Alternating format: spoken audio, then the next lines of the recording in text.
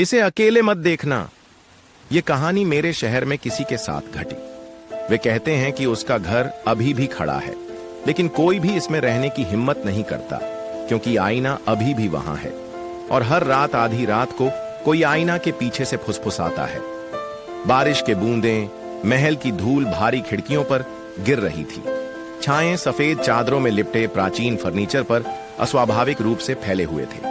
कमरे में एक ऐसी खुशबू थी कि जैसे ठंडे लोहे पर बहुत देर तक रखा हुआ खून। मार्गरेट, उम्र 40 साल, उसकी आंखें पेली और खोखली डरावनी थी। एक दहती दीवार पर टिकी हुई आईना के सामने खड़ी हुई थी।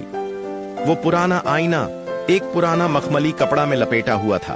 उसके आसपास की हवा अचानक ठंडी लगने लगी। मार्गरेट की सांसों से धुंध निकलने लगी, जबकि कमरा तो गर्म था।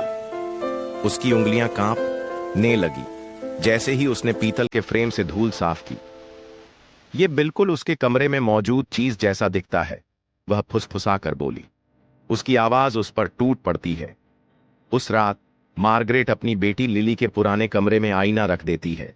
खिलौने अछूते हैं, बिस्तर अभी भी बना हुआ है, दीवारें फीकी गुलाबी हो गई हैं। घड़ी की टिक टिक चल रही थी। 11:58, 11:59, 12 बजे, मध्य रात्रि। कमरे का तापमान गिर जाता है। तभी आईना अंदर से धुंधला हो जाता है। फिर एक खुशबू और फिर एक और। मार्गरेट की आंखें चौड़ी हो गईं, उसकी सांस अटक गई। शीशे के पीछे से एक हल्की चमक और फिर एक चेहरा। लिली, 8 साल की, उसकी पसंदीदा पीली ड्रेस में, वही ड्रेस जिसमें उसे दफनाया गया था। मॉमी। मार्गरेट लड़खड़ाकर पीछे गिरती है, जिससे एक लैंप गिर जाता है। धमाका बहुत तेज होता है, बहुत तेज, लेकिन वह पलक तक नहीं झपकाती। तुम असली नहीं हो। मैं हूं मम्मी, मुझे ठंड लग रही है, मैं वापस आ सकती हूं, पर मुझे तुम्हारी मदद चाहिए। हर आधी रात को लिली वापस आती है, और हर रात वह मार्गरेट से एक और काम करने के लिए कहती है। लिली ने बचपन में एक चित्र बनाया था, जिसे मोमबत्ती के ऊपर जलाया गया। मार्गरेट की आंखें धीरे धीरे अंधेरा समेटने लगीं। उसके हाथ लगातार कांपने लगते हैं। उसका रिफ्लेक्शन उसकी मूवमेंट से थोड़ा स्लो लग रहा था, जैसे थोड़ा डीले में हो। बिस्तर के नीचे क्या चल रहा था? उसने कसम खाई कि उसने लंबी सफेद सी उंगली देखी थी, जो धीरे से वापस खींच गई जब उसने देखा।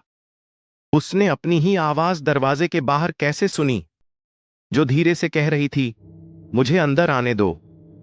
एक रात लिली ने उसे कहा कि एक पुराने परिवार की विरासत, एक चांदी का पेंडेंट, काले पानी से भरे एक कटोरे में डाल दे, और ऐसे शब्द बोले जो किसी इंसानी जुबान में नहीं थे। मार्गरेट हिचकिचाती है। ये सब चीजें ही क्यों चाहिए? वो घबराकर पूछती है। लिली मुस्कुराती है, लेकिन उसकी आंखें, कुछ तो गलत है। वो ज्यादा ही बड़ी लग रही है, और उनमें अजीब सी चमक है, जैसा शीशा हो। क्योंकि तुम मुझे जगा रही हो मम्मी। अब मार्गरेट कभी घर से बाहर नहीं जाती। आईना खुद ब खुद शिफ्ट हो गया है, बिना उसके हाथ लग गए। अब वो सीधा उसके बेडरूम में खड़ा है।